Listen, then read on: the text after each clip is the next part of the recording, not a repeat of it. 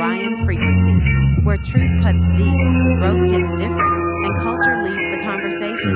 Hosted by Rion, this is the come up for the culture. I want to speak about black excellence. The fact that my brown skin feels heaven sent. When the wind blows, I feel the touch of heaven's breath. You brainwash your intelligence is evidence. Evidence we built some pyramids that claim it's aliens. Melanin skin absorbs the light inside you radiant. Elevate your conscience, stuck inside the office. Employee of the month, they won't even put that in your coffin. Let's talk about the profit, the margins of spilled your bonnet. Drinking water from your faucet, just to give you droplets. But you in the club, it's popping. Penny, that's the option. Pictures that you prompted, but forget it cause you locked in. Living in the moment. Ryan said it's token, if you black poor, you broken. Black excellence, when they spill our blood, it's loading. The third eye, the karmic gates is open, but death is better than bondage. Yeah, that's the option. Stay cautious, stay dangerous. You don't need no accolades, nigga, you famous. Stay dangerous, stay dangerous. What's up, world? You are now tapped in to the Rion Frequency, and this is where thoughts meet elevation, and we remember who the fuck we are. I'm your host, Rion, and if you've been rocking with me since day one, I definitely appreciate you. If this is your first time finding the frequency, then I welcome you. We are officially 3 weeks into this thing, and I'm hyped, just to bring everybody the knowledge that I've been enlightened to, and hopefully inspire somebody just to go spread it. It feels good to be stepping into what I feel like is my purpose. So I'm just really happy to be here giving this to y'all. So I am working on the website. As I said in the last episode, I'm working on the website, I'm working on the email and the text line, and I'm hoping to get that rolled out real soon. Hopefully late August. I'm a perfectionist though by nature, so for real, if I'm being honest, it'll probably be more towards September. And it's not because I'm a nigga and I'm on CP time, I promise. It's really just because I'm a Virgo, and that's just the Virgo energy. That's just the nature of who I am. And maybe one of these days, honestly, we can dive into astrology and really how it relates to Afro spiritualism. But that's honestly a tangent for another day. The last episode, we opened up some deep shit, and it was pertaining to emotional intelligence, really as it relates to generational trauma and parenting. These are the things that have kind of shaped us. So there will be more segments on emotional intelligence, just because it's a really important topic.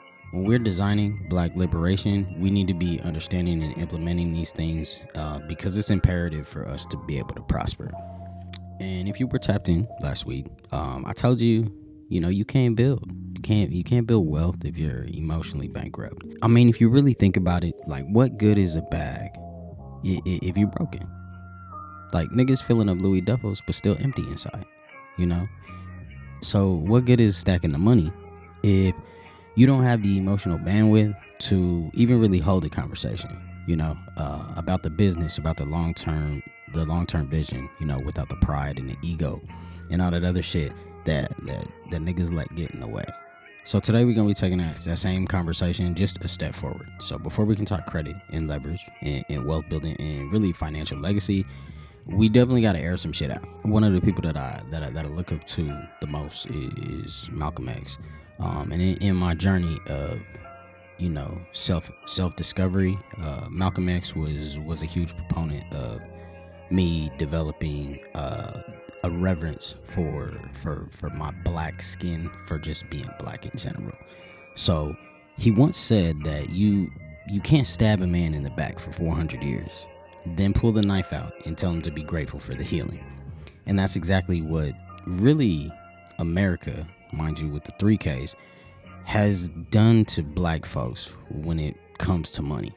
We were cut out of ownership, we've been denied loans, we've been redlined, and we've been told that we were financially irresponsible. And that's all while being systemically shut out of those institutions that create the wealth. And then when we do get some money, what happens? We flex it, we blow it, or worse, you know what I mean? Like, we stay silent about it, and we're not seeking advisors and those that can help us grow that, because nobody ever taught us how to hold wealth emotionally. We've internalized a system that made us believe we don't deserve to have anything. We don't deserve to know or to build. We inherit in silence as a culture. We've called survival normal. We've made it the norm.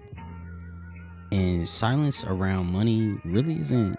It's not culture. It's really, if anything, it's a curse. It's a setup, my nigga.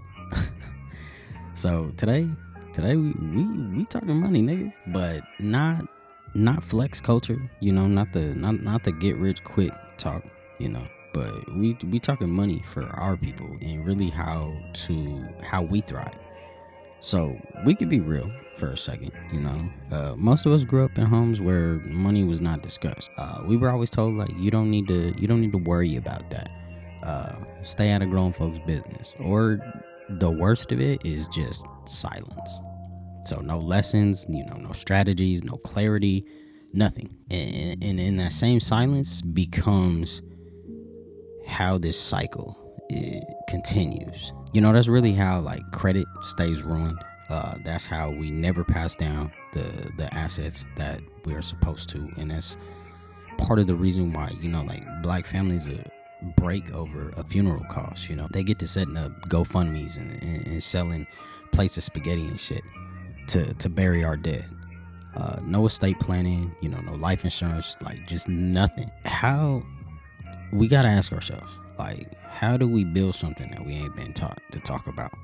Silence about money is generational trauma, and niggas is passing that shit down like it's an inheritance, and then we hand it to the next generation wrapped in shame and in scarcity, and then we give that financial trauma of being broke. And it's not about just not having money or not having it.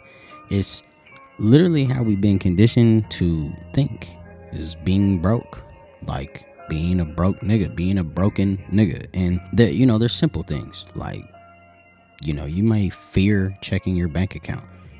I know a lot of motherfuckers that won't even open the app because they don't want to know, they don't want to see what is or isn't there. And there's plenty of people ignoring it, because you might have overdrafted that bitch. And I'm not condoning what the banks do. Absolutely not, because the predatory banking practices are egregious. They disproportionately affect, and this is not just two black folks, like they just disproportionately affect the most vulnerable and poorest people. Like, how you gonna charge somebody for not having no money? Like, they don't have no money in the first place. So a lot of us is not checking it because they worry about some overdraft fees, or a lot of times people not worried about the bank account because they don't have financial literacy. They're not setting budgets, so they're not worried about like where their money goes. They don't give their dollars and cents names. So when you don't give them names and they don't have assignments, I look at money like little green soldiers, and all my soldiers got to do something for me. You know what I mean? Like, if niggas could take that same mentality that they have, like, towards the streets, and look at it as like, oh, well, niggas got to put in work. Nigga, your money should do the same. My money got to put in work. Like, when niggas is talking about gang banging, oh, you got to put in work for the set. Oh yeah, my money, nigga, I work for that shit. So my money got to put in work for me. You know what I mean? It's got to go do something, and I do. I give them assignments. The first thing that we gonna do is stack till we get to X amount of number, and then we gonna build that in a high yield savings account. And then after that, you know what I mean, I'm gonna give my soldiers some assignments for my children, to build their future. So just setting up custodial accounts, and we gonna get into that in a minute, but this is how I do it. And I've adopted a lot of this mentality really just because I've made plenty of financial mistakes, but I just don't want my kids to follow that, and I want to be transparent with them, and that rolls into like a lot of the reason why this broke nigga mentality just continues to cycle through our communities is because there's so much shame around debt, just not really understanding what money is. Like, money is debt. It's a tool, and it's created in the form of a bond, you know what I mean? And a bond is essentially a loan that, the government creates, or that a business creates.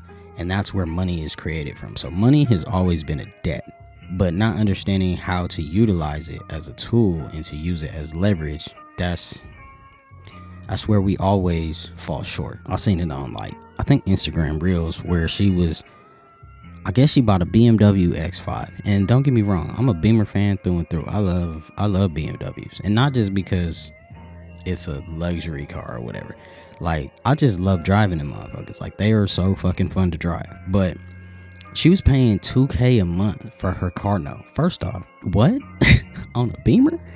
$2,000 a month? Like, nigga, I would have walked away right then and there. Like, what is you saying?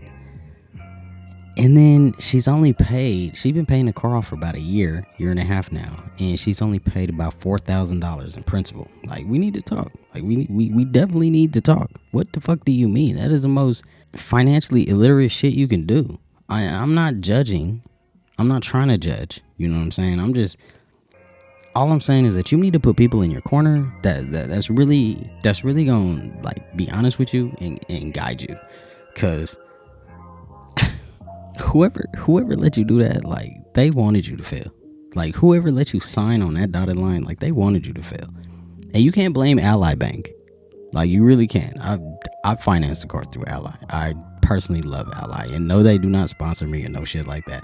I would strongly recommend Ally. Not only that, but they do have high yield savings accounts. So while we on the topic of money, you know what I'm saying, stop saving your money. If you got a bank account and you're saving money in a savings account in your bank account, stop doing that shit. Open up a high yield savings account. It's the same thing as a regular savings account. The only difference is that you get paid interest on that money every single month. But I'm gonna continue, okay? Because honestly, like, we got a lot to cover in this episode. We have to start understanding cost versus value and how to properly analyze a transaction. Niggas is the ultimate consumers. You know what I'm saying? Like, we are the final boss of motherfucking consumerism. It's a flex to overpay. But in addition to all of what I'm saying is that we need to ask for help. I think a lot of that silence comes from the shame of just not really knowing how to ask for help, especially because bougie niggas or niggas who feel like they made it to a certain level really have that house nigga mentality. They really believe that they are better than other black people because they got their shit to a certain level and other people didn't. So for that reason, you know what I mean, like, they're consistently judging niggas who ain't got it together. And to those niggas, I just want you to know, like, y'all niggas done lost your mind, bro. Like, I don't care where I get, in a financial realm, I do all right, but I'm not ever gonna not pass this information. I'm not never gonna pass this knowledge off to whoever's willing to listen to it. You know what I mean? Whoever's willing to take heed to what I'm saying. I'm not gonna be like, oh, nigga, you don't have what I have. So, if you're inquiring and you want to know how to get what I get, absolutely, I'm more than willing to share with you. The house niggas of, oh, like, you're not on my level, so I can't speak with you, is crazy. Like, I get having standards, and some people just not on the same wavelength, and that's okay. And I believe, everybody can't go. I know that, because some niggas just won't change. But what I'm saying is, if we acted like a community, instead of embracing the white ideology of individualism, okay, we would be better off. We just would. The Black Panthers, they tried to give us this, but most niggas really don't know the truth about the history, especially as it pertains to the Panthers, because whitewash history told us that they were fucking terrorists. All the while we was witnessing white supremacy terrorize us. And lastly is gonna be what keeps niggas in this broke nigga mentality is really just avoiding financial conversations as it pertains to relationships, and it also creates a lot of financial infidelity. You know what I mean? You got niggas out here pretending like they got it, or trying to live a certain aesthetic of a lifestyle that they really don't have because they're too embarrassed to have conversations around money. And really, this is real shit. This affects us on a day-to-day basis. According to the APA, financial stress is one of the top causes of depression and anxiety in black communities. And we ain't even start on how like capitalism targets our communities, with predatory loans, redlining, low wages, and the media that tells you that your value is in what you wear, you know what I mean, and not what you own. They're constantly pushing consumerism in our face. The black dollar is powerful. Like, we as a community, black money is powerful. Doesn't seem like it because we don't keep it. $2 trillion powerful. Black money just doesn't circulate. It doesn't circulate enough in our communities. That's not because there's a lack of black businesses, It's really because a lot of what we value is in status symbols through consumerism as a proxy for acceptance. The logic of, if I can buy what you buy and live where you live and drive what you drive, then you can't deny me humanity, or so I would hope.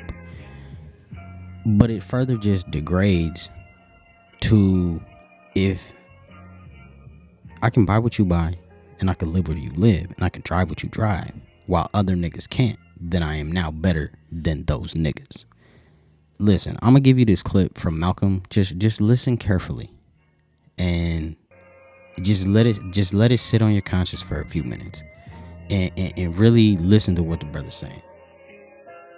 And if you came to the house Negro and said, let's run away, let's escape, let's separate, that house Negro would look at you and say, man, you crazy. What you mean separate?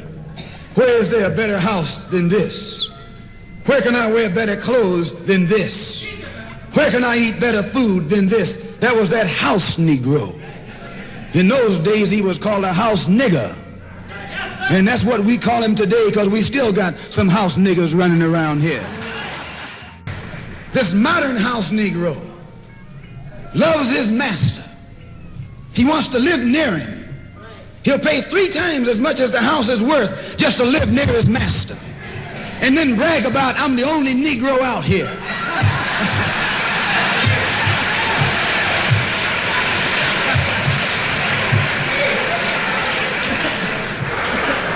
I'm the only one on my job.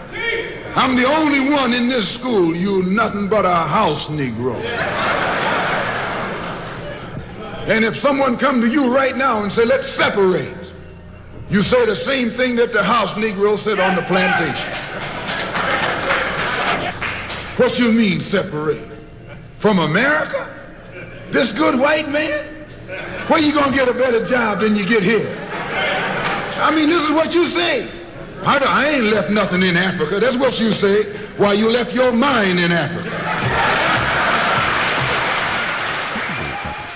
Malcolm just be the truth. He tell it like it is, and I love that. Social media really does not help with this either. You got young niggas idolizing Balenciagas, but not stocks, not bonds. They flexing BB belts and Gucci linens, but never assets. You know what I mean? Niggas out here trying to finance Hellcats on 31% APR just to flex on a nigga, just to say, like, I got it. Creating generational debt, but not just in money.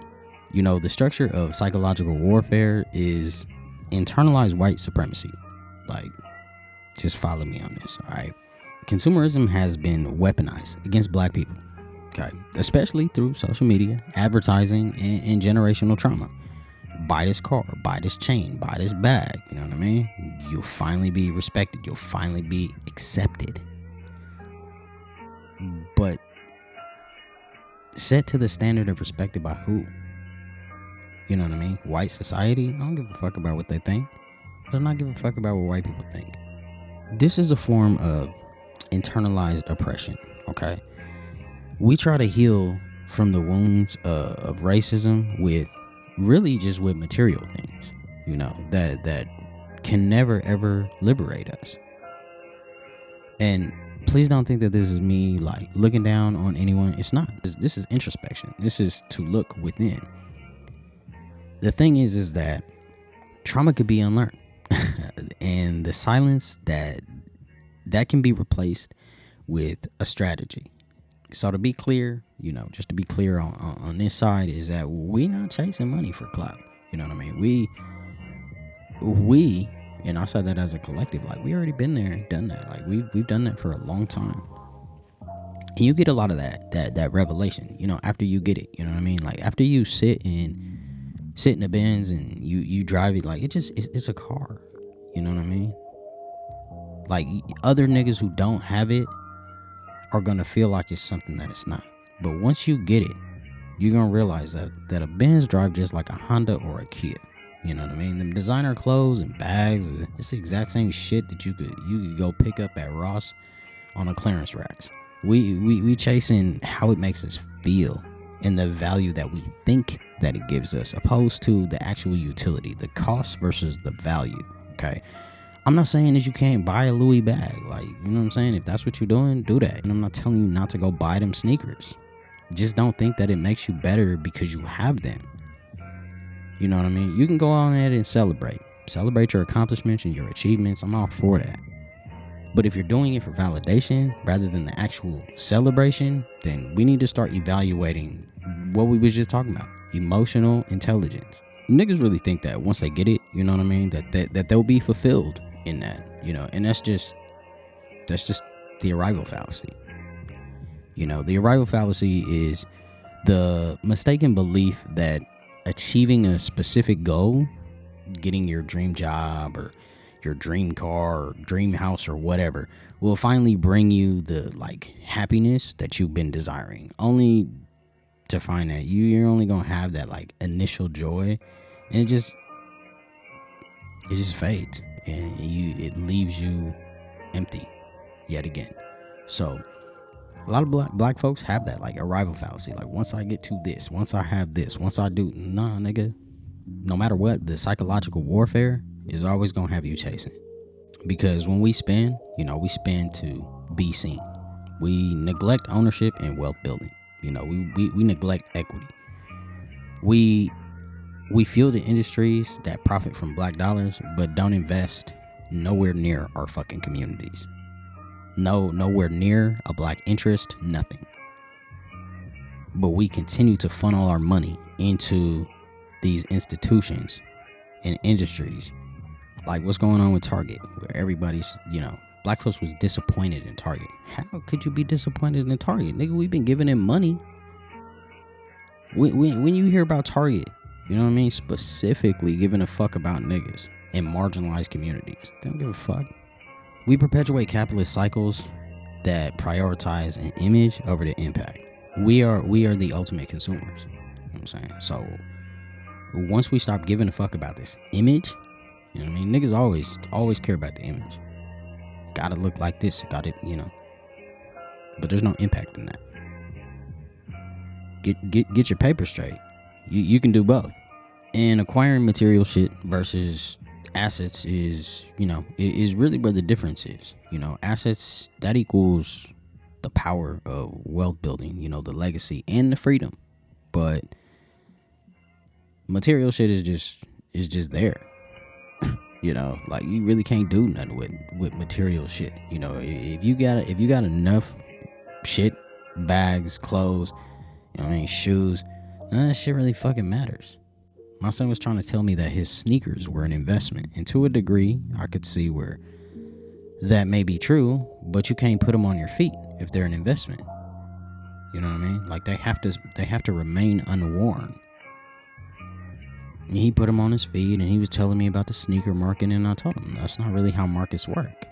But I'll let you find out. But I'm gonna tell you ahead of time, just as a nigga who's informed about a little bit of money, little thing called economics. You're not gonna be able to sell them shoes. Oh, I'll be able to sell them for double what I paid. I doubt it. He went to go sell his shoes this summer, and he couldn't because there is no demand for these sneakers anymore. And I told him that's not a viable investment. You did it for the image. You didn't invest in this because it actually had value. You invested in it because it's the image. You paid $200-$300 for these sneakers, and then you turned around and thought you was gonna make $600. Again, niggas always think that they one flip away from being straight. Not really. Not when there's no financial literacy behind it. So we had that conversation. I sat him down and we talked about it as to why he couldn't sell it. But I'm never going to let me be so right that I just say I told you so. I'm going to let you learn that lesson, and we're going to discuss it. We want to build wealth for freedom. Or at least that's what we should want. For options, for the ability to say no when most people are forced into saying yes. Because that's what real power looks like. Like, that's what it feels like, is the ability to have your own autonomy. Obviously, I done yapped on about money, but like, what is the building process? Like, what does that actually look like? So I would encourage everybody, number one, is to sit down. You know what I mean? Talk to your fucking kids about budgeting. Talk to them about money.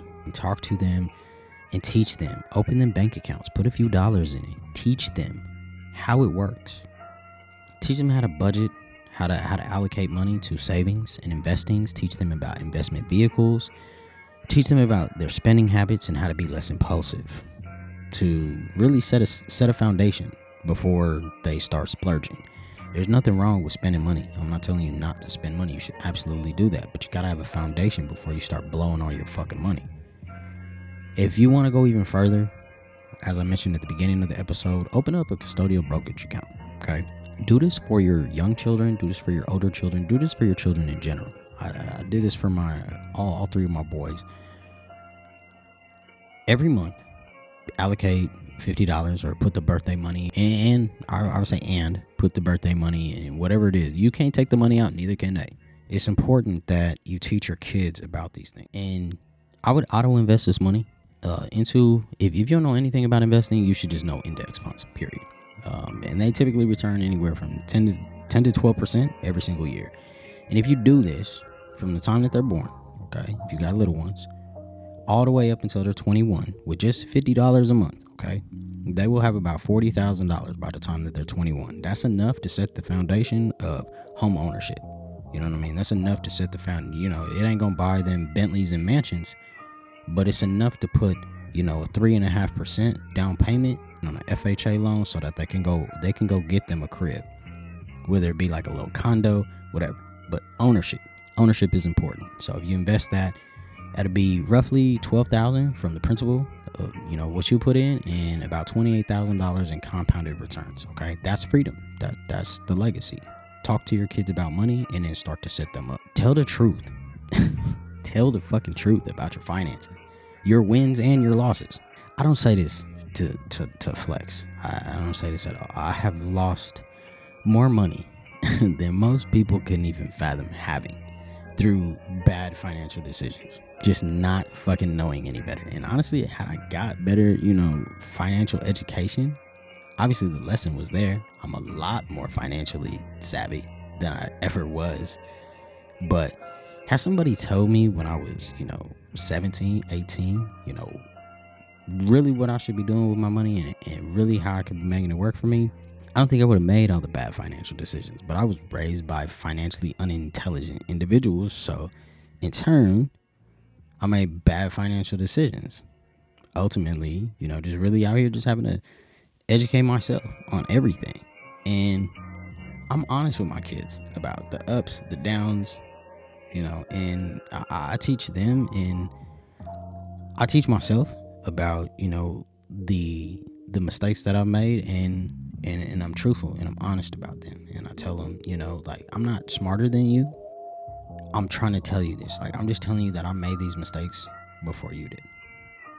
So my wisdom holds weight because I made them so you don't have to. And a lot of times kids, the way that you speak to children, they think, especially teenagers, I deal with it with my son who's 19. He think he know everything. And I let him. I let him know everything, even though he don't know shit. You know, we've set a solid foundation for him. He just feels like it's impossible to get it because there's a barrier to entry. Well, you gotta be financially literate before you touch this, bruh. Because I've made plenty of mistakes, and watching my son now as it is, like, bro's gonna make those same mistakes, and I'm not gonna let him. So I'm just not gonna let him have access to make those same mistakes. Really, just having a vision. That goes next into what to do to build. You know what I mean? Like have vision boards. You know what I mean? Like you should be able to be mapping out like where you want to go and what you want to do. You know, stagnation comes through really just wandering. It's something that I always tell my children. Not all those that wander are lost, but if you wander too long and too far, you might get lost. So it's okay not to know exactly where you're going, but you just can't be out here, you know what I mean, taking every which left and right turn. Like you kind of have to have a direction. And a vision board, it helps you, you know what I mean? It helps you analyze where that direction is. And it doesn't mean that you always got to go, you know, do those things. But I keep me a vision board. It keeps me keeps me focused.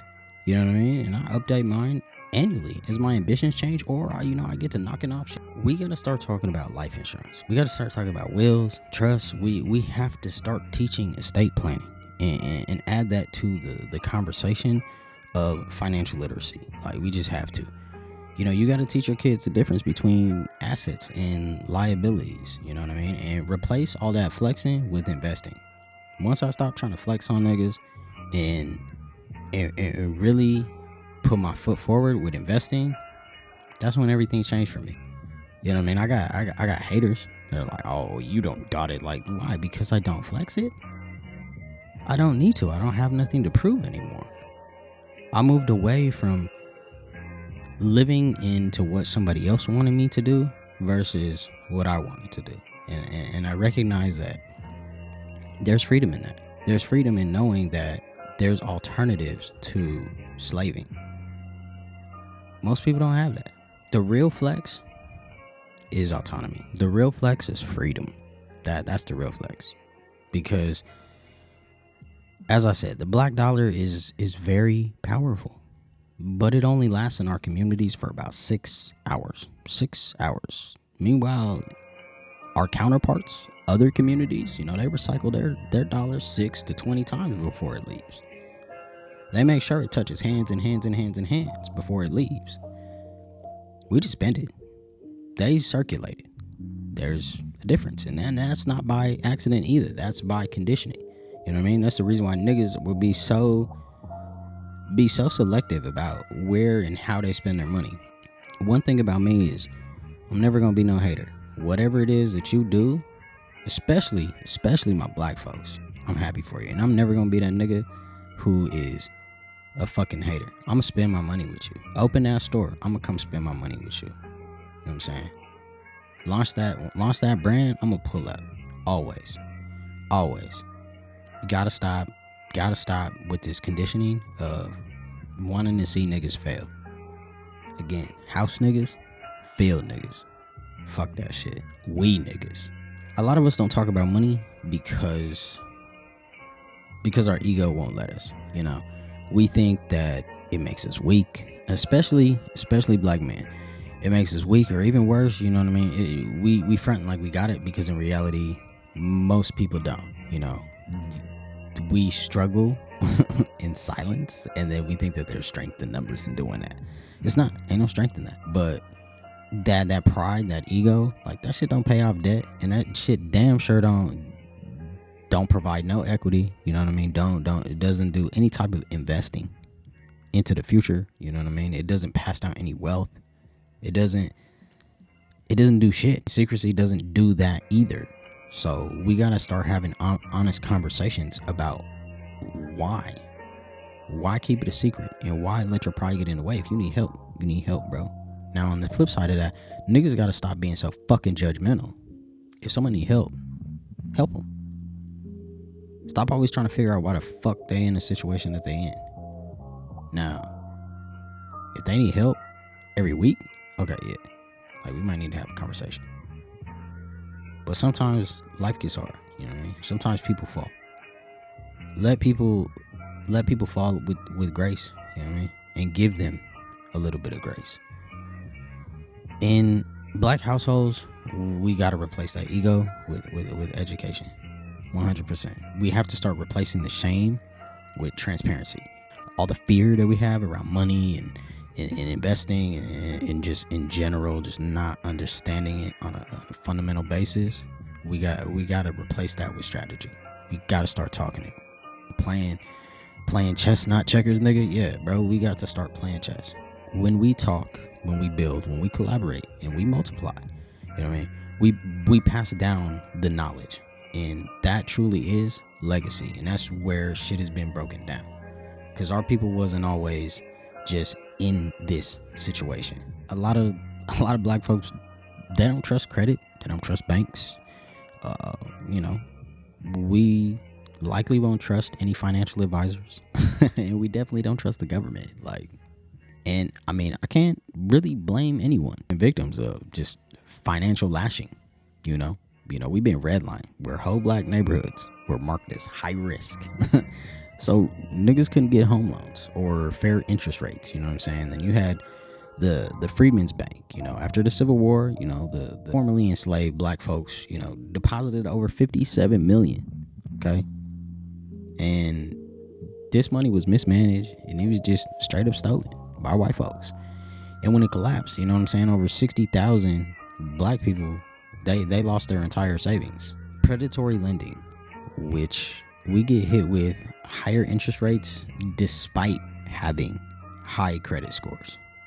Okay. Medical debt and payday loans is forever gonna plague us. Our community gets flooded with all of these fucking traps. And then, you know, the 2008 housing crisis it affected a lot of people. You know what I'm saying? So I'm not going to say that it's just black people. But what I will say is, as it pertains to black people, black families lost nearly half of their wealth due to the bad loans that were intentionally pushed towards us. So, yeah, skepticism, it's been earned. You know? But the problem is that if we stay in a state of distrust, then we'll never learn how to use the systems to our benefit. And we don't have to. Really, skepticism without strategy leads to this stagnation. But niggas got to be willing to learn as well, okay? And put in the work. I will say that, because being a bystander of your own shit and then expecting other motherfuckers to fix it for you is crazy. Is absolutely crazy. We've been victims to a system. I get that. But with no education and no action, you can't expect to elevate at all. And if a nigga gonna teach you to fish, that doesn't mean that I'm gonna fish for you, bro. That's not what teaching is. I'm gonna take you out there, I'm gonna help you fish, I'm gonna teach you to fish. But I'm not gonna stand there and do it all and bring it all back to you. And a lot of niggas have this mentality, like, oh, well, do it for me. No, I'll help you. But let's talk about credit for just a second, because niggas will avoid credit like potato salad with raisins. Because they're not looking at credit as a tool. They're looking at it as a score. I don't keep score. Credit is 100% a tool. The same way that a hammer, screwdriver, you know what I'm saying, impact drill, a saw is a tool, credit is a tool. It's gonna help you build something. Just feel me on this. It's not just for buying things that you can't afford. You know, that's how most people utilize credit. And at least that's how it's marketed to most people, is, oh, look what you can finance. Yeah, don't finance that motherfucker, nigga. Just listen. We go apply. You get that little credit card, you know, and then you destroy your fucking credit because you're buying useless shit. And that doesn't grant you any further access, and it doesn't give you any freedom. And niggas will say, oh, it's rigged. Debt disguised as freedom. Okay? It's not freedom. But when you flip the script, you know what I mean? And you start to understand how credit becomes leverage. Leverage is important in anything that you do. Credit gives you access. to immediate capital for like business endeavors, and really turning that divine genius that we all have into reality. Because most of us think that the barrier to entry for business is too steep, so we don't have access to money, and really credit is that leverage. Credit is gonna help you get that bread. Credit is power, really, if you know how to play the game. Credit is gonna unlock hundreds of thousands of dollars that otherwise you wouldn't even have access to. Use other people's money. The bank is other people's money. I'm trying to use other people's money. The system banks don't want you knowing. They don't want you knowing that. In fact, they bet and bank on the fact that you don't. They want you scared. They want you suspicious. Because a community that doesn't understand credit really will never have access to ownership and equity. Now, please don't misconstrue what I'm saying, because I'm not telling you to be out here just trusting blindly. I'm telling you and saying to you that what we should be doing is educating deeply. So here's how we do that. Here's how we rebuild trust with money, credit, and in the systems, really on your terms, however you want to do it. First and foremost, when it comes to your credit, pull your fucking credit report. You get a free credit report annually. All three. Like, it does not a score, not your credit score, but your credit report, to see what the fuck is on there. You know what I mean? You got to see what inquiries are on there. How many times it's been pulled? How many times someone has pulled your credit profile? You need to know your payment history. You need to know the accounts, the types of accounts that are on there, and whether they're, derogatory remarks, which are, like collection accounts, or they're positive accounts that you've paid on. You need to know exactly what's on there so that you can dispute anything that's incorrect on your credit report. Okay. And there's also legal ways to dispute this information and get a lot of those negatives off of your credit report. It doesn't, it doesn't require you to file for bankruptcy or any of those things. Like, there is a way to do it and set the foundation. I'm not offering no course. So I hope that niggas is not like, oh yeah, bro, yeah, let me tap in. Like, nah, bro, I don't have no course. If you want to know, absolutely, you shoot me an email. I'll send you all. Ain't no gatekeeping. Even more so, like, if you're a little savvy, like, now, like, you don't even really need a credit specialist, bro. Like, you got ChatGPT. You know what I mean? If you prompt it correctly, it'll do everything for you. You just need to print that motherfucker out and go send it to Experian, TransUnion, and Equifax. But my goal is only to, like I said, to spread knowledge and information. But learn how the score works. You know what I mean? It's based on the 5 things: your payment history, your credit utilization or usage, the age of your credit, and the types of credit that you have, and your inquiries. Don't think that just because you have one credit card, you know what I mean, that you got a good credit standing because your score is high. That really doesn't have anything to do with it. It's a thin file, you know what I mean? If you don't have any type of like installment loans on there, banks are going to be unwilling to give you money. You got to have a good mix of credit. Best thing to do if you're young, get you a credit card, maybe 2. I would say 2 credit cards, and go take out an installment loan. Whether that be, I personally don't think that people should be taking car loans, but if you have to, go finance a little car. Nothing fancy, don't gotta be a Benz. Just something to get you from point A to point B, so that you can start building that history. And if you really savvy with it, bro, start building business credit. Absolutely, go get you a DUNS number. Really do that. Get you an EIN from the IRS. It's free, by the way. So niggas that's charging you on the internet, yeah, they scamming y'all niggas. But get you an EIN, get you a DUNS number, you know what I mean? Start building credit, building your net 30s up, and getting into different tiers of credit so that you can get you some, some gas type of credit cards. And then eventually, you can go put you a G-Wagon in your name. Levels to the shit. Do it the right way. Don't be afraid of credit cards. While I'm going too far off of this shit. Don't be afraid of credit cards. Be afraid of not understanding how to use them, and really how to leverage them. Don't default to cash only thinking. I know so many niggas like that argue with me forever. Build credit responsibly, okay? And that shit can open doors that really cash can't. Cash is only king when credit isn't an option. Leverage is where the power really lies. And honestly, invest. And I'm not just talking about into the stock market. Invest in yourself. Invest in books and podcasts. Black financial educators. They out there. You know what I'm saying? Tap in with whoever you need to. I read hella books, especially when it comes to finance. Like, that's one of my favorite topics. And if you don't trust the banks, cool, get you some Bitcoin. Nah, but really though, if you into that, one thing I will say is, like, crypto is kind of plaguing the community because so many people are just betting on it like it's the lottery, like it's a get rich quick. And honestly, like, as someone who's been involved with cryptocurrency for quite some time, over a decade, I will say that it's not a scam though, bro. Like, Bitcoin particularly, it is not a scam. What it is you're trying to use it as a get rich quick scheme, and that's what makes it scammy. That's where you fall for the scams. But that's just from a nigga who knows. But I'm just saying, if you don't trust the banks, cool. But I just want you to know that the first owner of a bank was a black woman named Maggie Walker. Okay, and she was born to a slave, and she chartered the first black-owned bank in 1903.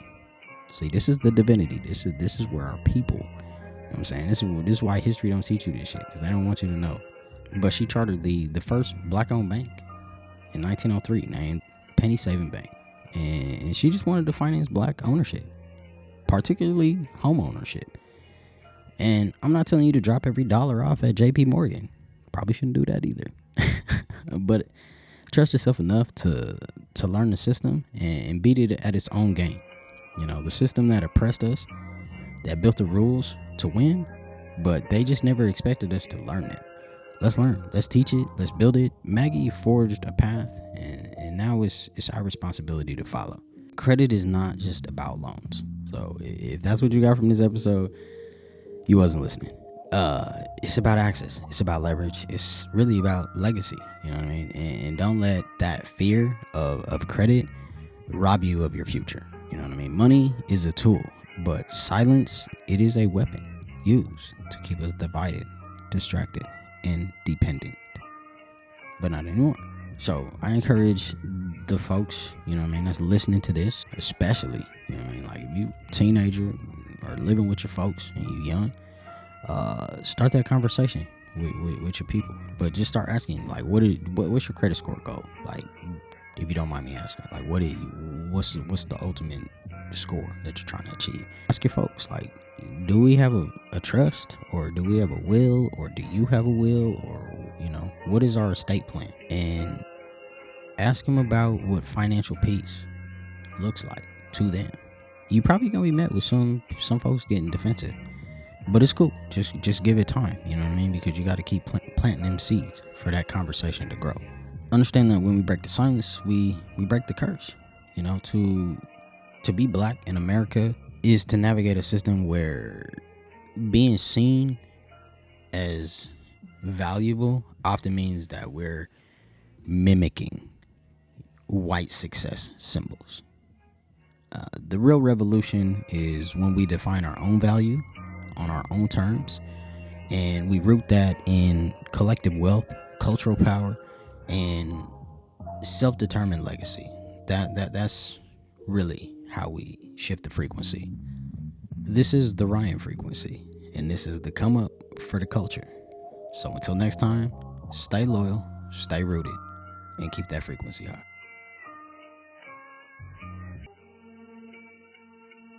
This was the Rion Frequency, where the wealth conversation starts with mindset and ends in legacy. If you're listening on Apple Podcasts or Spotify, rate us 5 stars, drop a review, and help the algorithm find the culture. If you're watching on YouTube, hit that subscribe button, smash the like, and drop a comment with your biggest takeaway. The come up is now in session.